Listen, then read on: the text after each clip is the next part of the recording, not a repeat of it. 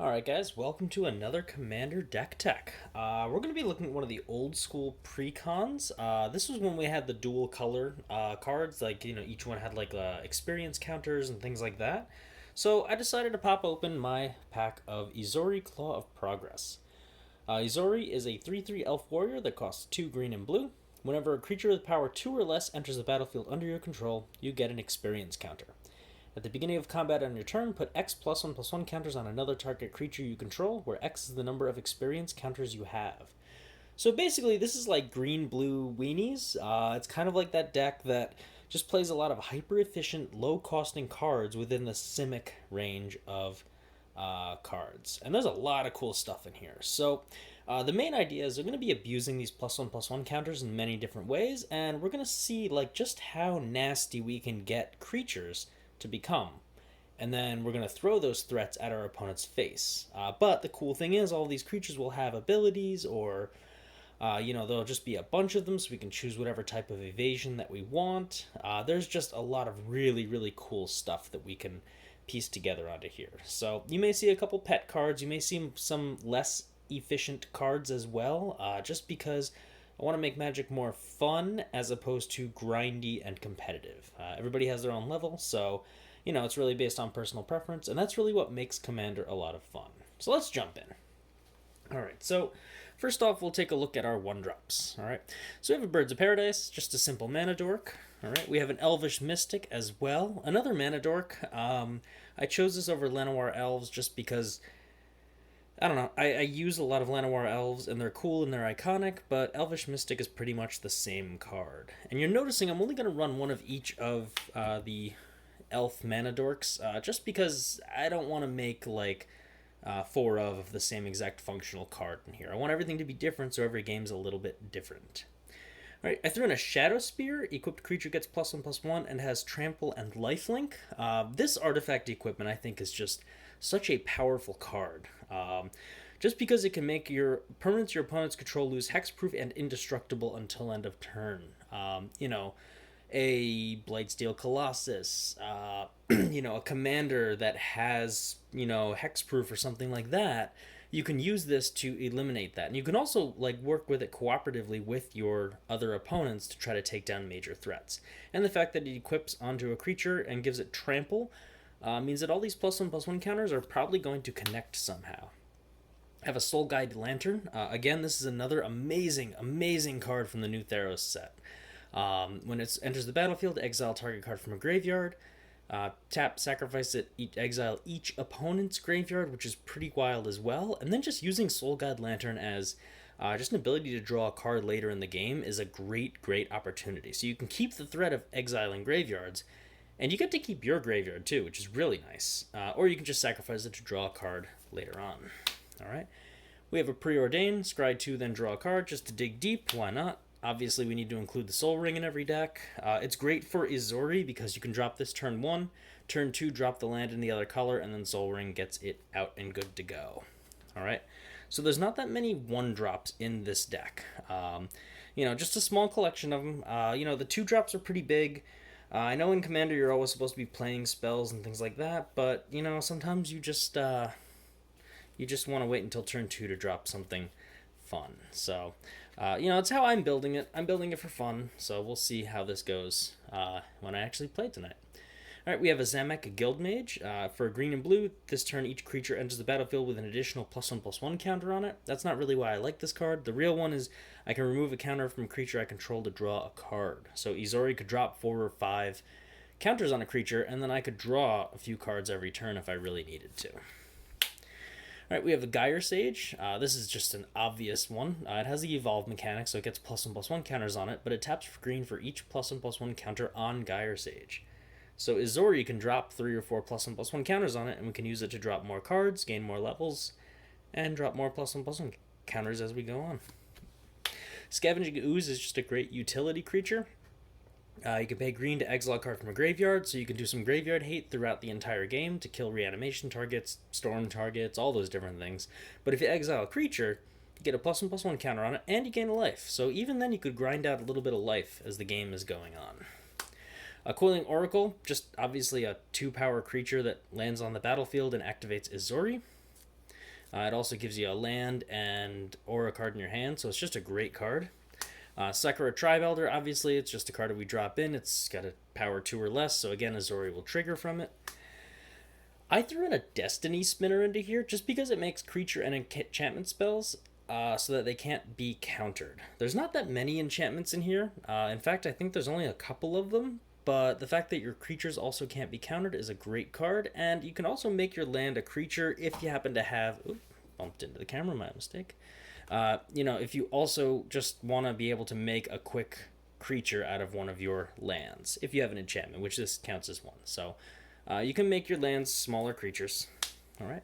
We have Thrumming Bird. It's a 1/1 flyer. Again, all these cards are just triggering Azuri. There's like 3 or 4 cards in here that don't. But whenever it does combat damage to a player, proliferate, so you get more counters. But the cool thing about proliferate is you can also proliferate your level up experience counters. Alright, so you can level up and level up and level up every time this connects, and you can throw some massive +1/+1 counters on a 1/1 flyer. I did happen to tap into Infect a little bit. I only put in one creature, Blight Mamba. I could put in the Blighted Agent, which is unblockable, it doesn't have Regenerate, but I wanted Blight Mamba to just be kind of like a threat that I drop that is manageable. Something that people can take care of, something people can kill, people can block. If I have an unblockable 1/1 Infect, it's just a really just mean card to play, and that could end the game and make it a lot less fun for people, especially because we're scaling our lives up to 20. So having this, no trample, nothing like that, makes it a big enough threat that, it's worth playing. Simic Ascendancy. Everybody always says that a commander deck should always have at least one alternative win condition, just in case the game boils down to a crazy lockdown. This is one of them. So pay 1 green and blue, put a +1/+1 counter on target creature you control. Whenever 1 or more +1/+1 counters are put on a creature I control, put that many growth counters on this card. At the beginning of your upkeep, if it has 20 or more growth counters on it, you win the game. So this is kind of something that Ezuri, again, will be putting those counters onto Simic Ascendancy. Or Simic Ascendancy will be getting like the copy counters from when +1/+1 counters are placed. And yeah, it's just a nice way to put a little threat on the board to win the game. Uncage the Menagerie is something I've been playing around with a little bit. Green, and X. Search your library for X creature cards with different names that each have converted mana cost X. Reveal them, put them in your hand, and then shuffle. There's a lot of 3-drops and even 2-drops. This card just gathers a lot of things. If I pay it for X is 2, so it's 4 mana total, I get 2 2-drop creatures. If I happen to scale that up to 5, I get 3 3-drop creatures. And if I go crazy and get 4, I get 4 4-drop creatures. You'll see the creatures in this deck and why this is such a scary thing. I threw in a counterspell just because I think it's a great card for just protecting yourself and just keeping the game from getting out of control. If you're playing blue, you got to do a little bit of policing. Swiftfoot Boots in here, just because if I play a creature, I'd like to be able to equip it, but this can also protect Ezuri. It's just a great, well-rounded protection card. A Simic Signet just for a little bit of ramp, and also a Thought Vessel for no max hand size. You'll see why that comes into play a little bit later. So those are the 2-drops. Let's move on to our 3-drops. We have a lot of 3-drops in here. All right. So we have a Cold-Eyed Selkie. It's a 1 Simic for a 1/1. Again, I know I'm going to keep repeating this, but Azuri drops are just great things to get extra triggers off of. But it has Island Walk. Most players will play some form of an island in Magic. Whenever it deals combat damage to a player, you draw that many cards. So Ezuri throws 5 or 6 +1/+1 counters on it. I do 5, 6, 7 damage to my opponent. I get to draw a bunch of cards. Thought Vessel is looking like a pretty good card at this point. Alright, Vorel of the Hulklade. This basically gets to double +1/+1 counters, or any type of counters on a permanent, it's an artifact, creature, or land. So I can do a lot of stuff with that. I can't do it with Simic Ascendancy, unfortunately. That would be kind of broken. But this is nice for putting the counters on a creature and then doubling them. And it's really nice if I'm swinging with a few of them at an opponent. Whichever one doesn't get blocked, I can hit with a double. And it's also a 1/4 for 3, which, like, in the beginning of the game, it's a pretty solid blocker to, like, deter opponents from attacking you. Obviously, we need to put in Eternal Witness.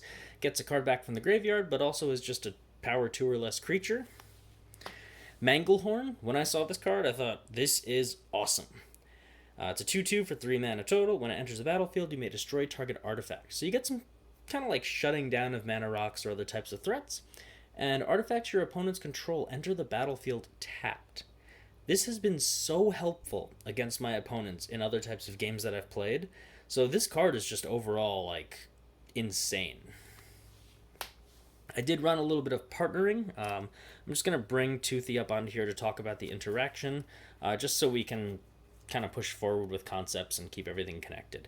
So Pure Imaginative Rascal, it has partner with Toothy. We'll look at that in a second. If one or more counters will be put on a permanent your team controls, basically me and Commander, that many +1 of each of those counters are put on instead. So Peer allows me to increase how many +1/+1 counters get put on things. But what makes Peer really, really powerful is the partner. When it comes into play, you can search your library for Toothy and basically put it into your hand. So Toothy, 3 in blue for a 1/1, as partner with Peer. Whenever you draw a card, put a +1/+1 counter on Toothy Imaginative Fiend.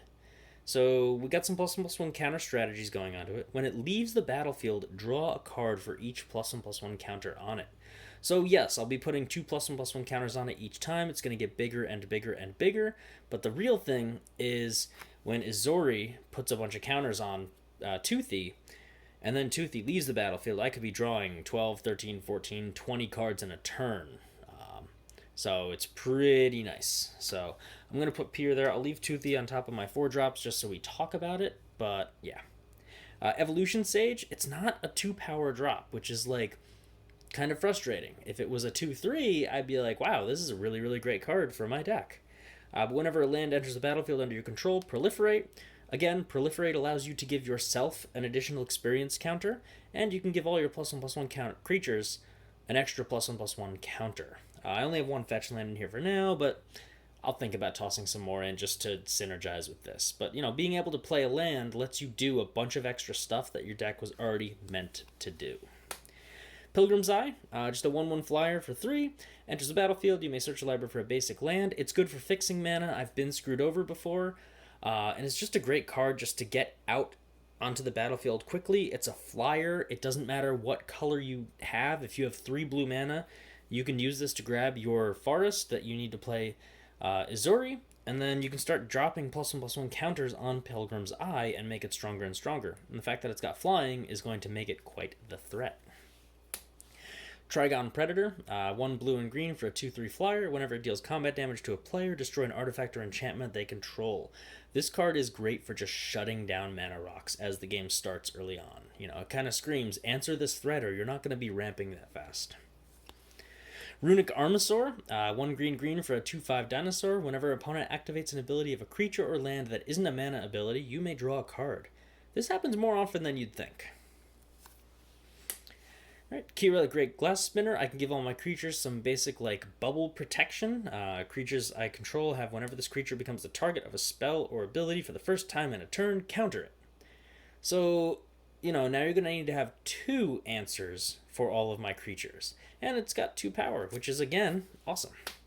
Spike Feeder. I'm probably going to be throwing +1/+1 counters onto this because I can remove one of them to gain 2 life. So if I happen to be able to, with Azuri, throw 5 counters on this every turn, I can gain 10 life every turn. That's pretty nice as the game starts to dwindle down to almost nothing. Alright. We have Thada Adel Acquisitor. 1 blue for a 2/2. Again, Island Walk. Whenever it deals combat damage to a player, search your library for an artifact card, exile it, and until the end of the turn, I can play that card. It's nice for just grabbing an extra mana rock. Maybe I want to grab your Soul Ring, and I don't even have to sacrifice this creature, so I can play it, get the Azuri experience counter, throw a bunch of counters on this, and it has Island Walk, and it can just do some pretty serious things right there. Alright.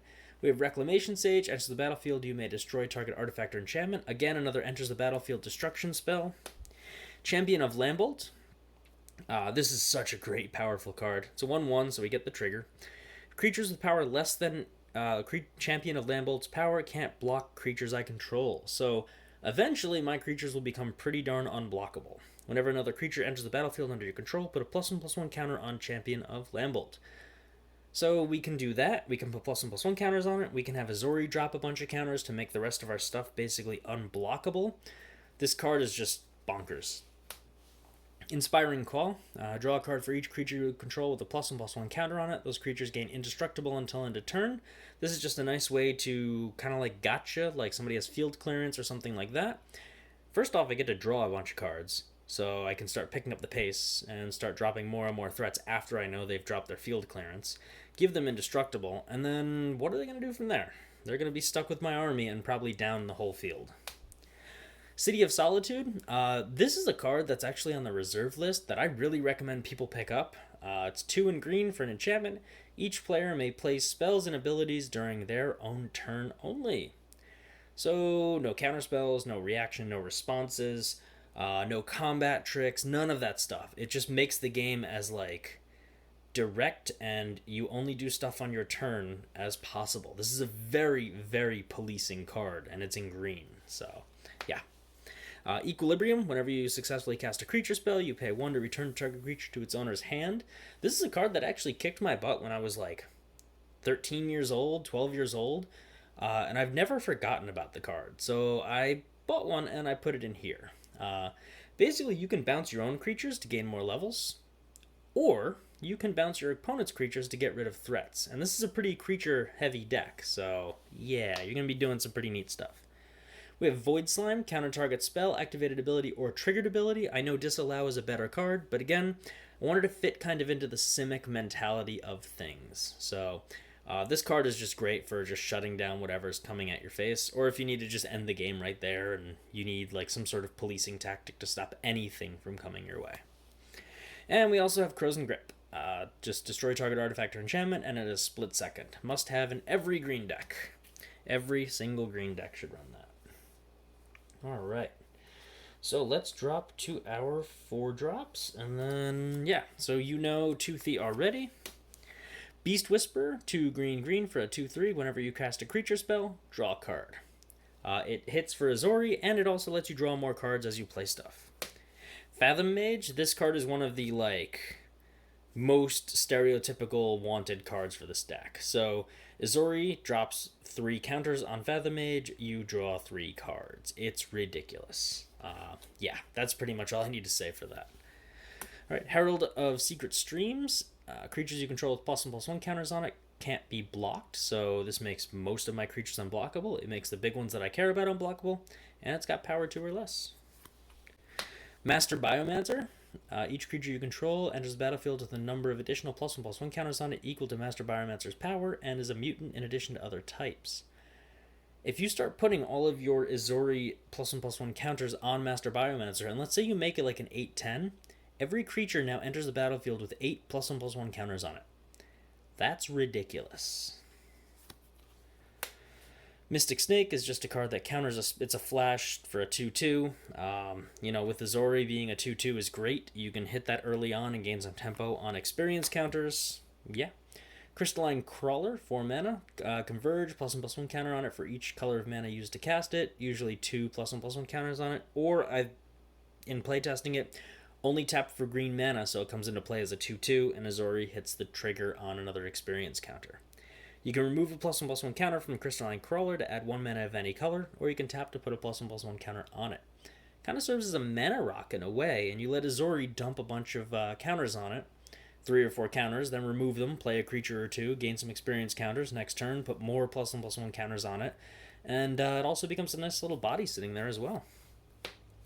Forgotten Ancient, 3 in green. Whenever a player casts a spell, put a +1/+1 counter on to Forgotten Ancient. At the beginning of your upkeep, you may move any number of +1/+1 counters from Forgotten Ancient onto other creatures. So you have Azuri dump all the +1/+1 counters on this, and then during your upkeep, you can redistribute them as you please. Fairy Artisans. This is a card that I think is, like, really, really broken. Whenever a non-token creature enters the battlefield under opponent's control, create a token that's a copy of it, except it's an artifact. Then exile all the other tokens that this card made. First off, 2 power, so we're good on the triggers. And then you just keep getting artifact copies of just about everything that comes into play. So if your opponents play, another creature, and you want to get like a Llanowar Elves as an artifact, you get another experience counter. It's great. Solemn Simulacrum, just because it's a beautiful, powerful card. It's a 2 power drop. Enters the battlefield, search for a basic land, put it in your hand. When it dies, you draw a card.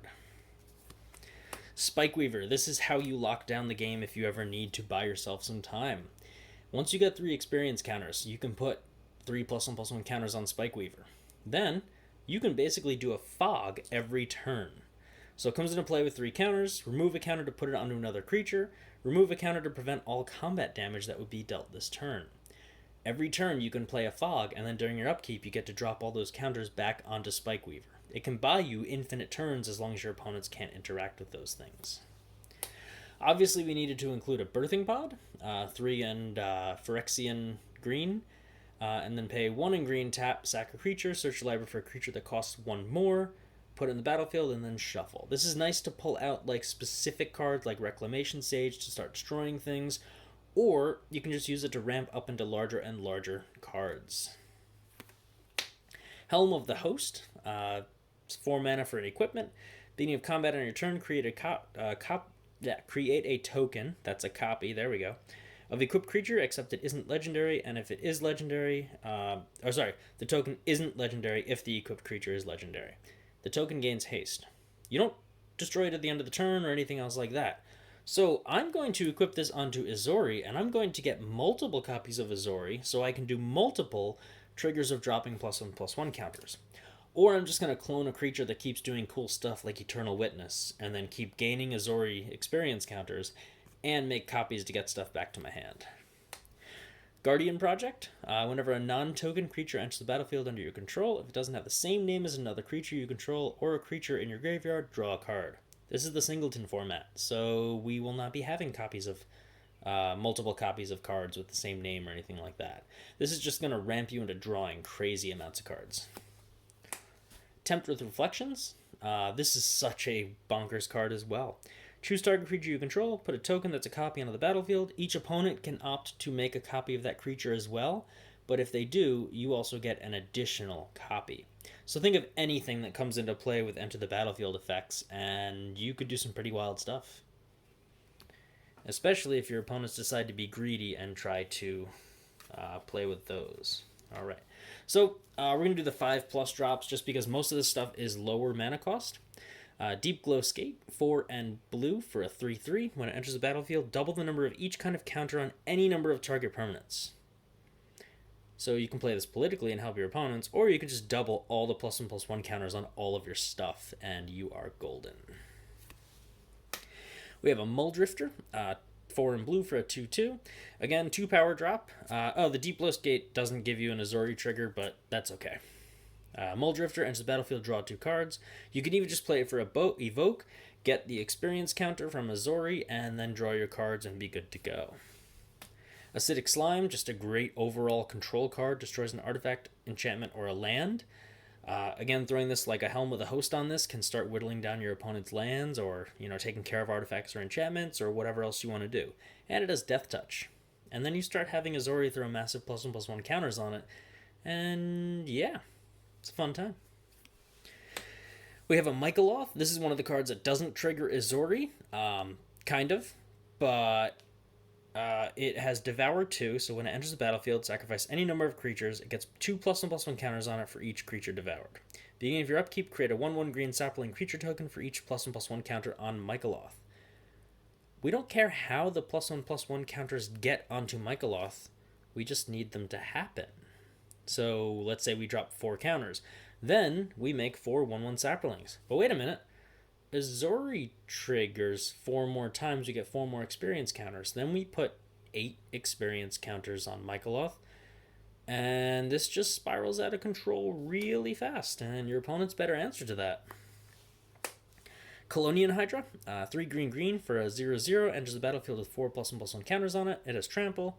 When it attacks, double the number of +1/+1 counters on it on each creature you control. This card just attacking is going to put a ticking time bomb on my opponents and get me some nice doubling effects.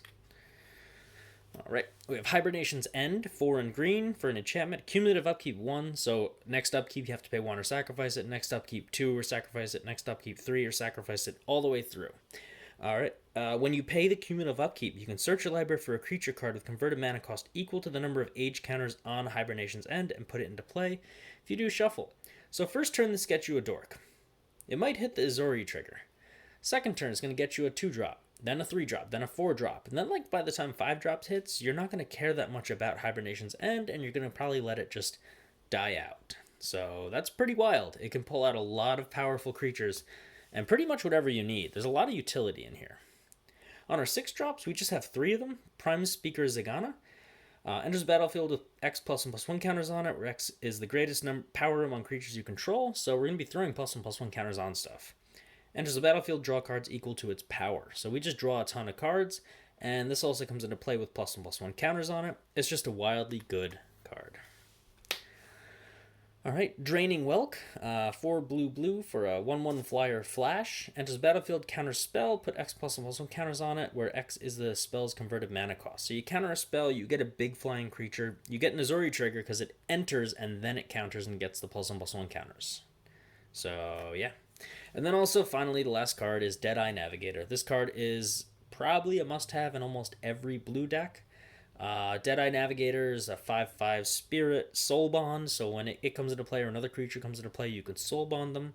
When they have the Soul Bond like with each other, those creatures have 1 in blue, exile the creature, then return to the battlefield. So I usually Soul Bond it with Ezuri, just to give Ezuri the ability to blink and get out of the field and just to stop things. But you could also put it on Draining Welk. And right here, you literally have 1 in blue counter spell for, like, the rest of the game. Or you put it on Prime Speaker Sakana and draw, like, 12 cards.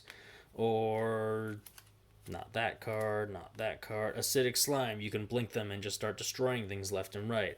Or Muldrifter and draw 2 cards. So Deep Below Skate, do all the doubles. And we could keep going through all these cards with, just the Deadeye Navigator alone, and you would see how ridiculous this can get.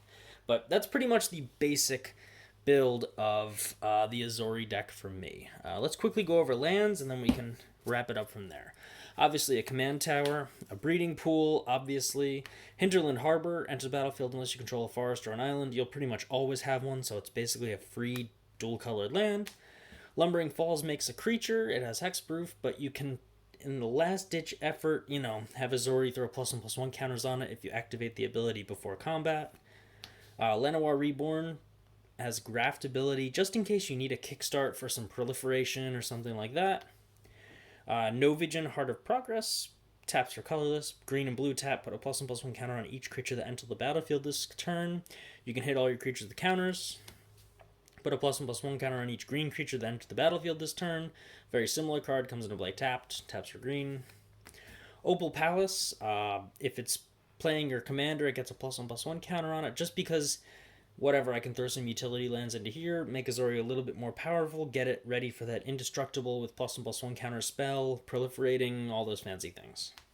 Karn's Bastion lets you pay 4 tap proliferate. Sometimes we'll be doing that just as a last ditch effort. Mosswort Bridge comes into play tapped with Hideaway, taps for green, pay green tap, play the exiled card without paying its cost. If your creatures have total power 10 or greater, Azuri pretty much makes that happen. Rogue's Passage makes a creature unblockable, so you can swing through with a giant creature and do some serious damage. Pendelhaven, just because it's basically a free forest already, might as well give a 1/1 creature +1/+2 until end of turn. I know there's very few of them in here, but hey, every little bit matters and I'll take it. Homeward Path. Anything that's playing a creature-centric deck and can afford the generic mana instead of balancing out color support, it's a good card. Each player gains control of all creatures he or she controls. Somebody takes some of your creatures, that's not good, so you need a way to get them back. Reliquary Tower, again, just to have no maximum hand size is a wonderful, wonderful thing. And then we have 1, 2, 3, 4, 5, 6, 7, 8, 9, 10. 10 forests, and then we have, Flooded Strand. Alright, so 10 forests, 1 fetch land. I'm going to put 1 more in, I think. 1, 2, 3, 4, 5, 6, 7, 8, 9, 10, and 11 islands. And you'll notice that a lot of these cards more favored on the green side of things, so just a few extras that tap for green. So I wanted to balance them out. Improvements for this deck, really, I do need to add some more fetch lands just for some support, just to grab lands. I have 1 card that has Landfall Proliferate, so maybe I want to, make sure that that's being tended to. But yeah, that's pretty much the deck. Azuri is a lot of fun. I had a former student who played Azuri, and it was really, really fun to play against back when Commander was just starting to become a thing.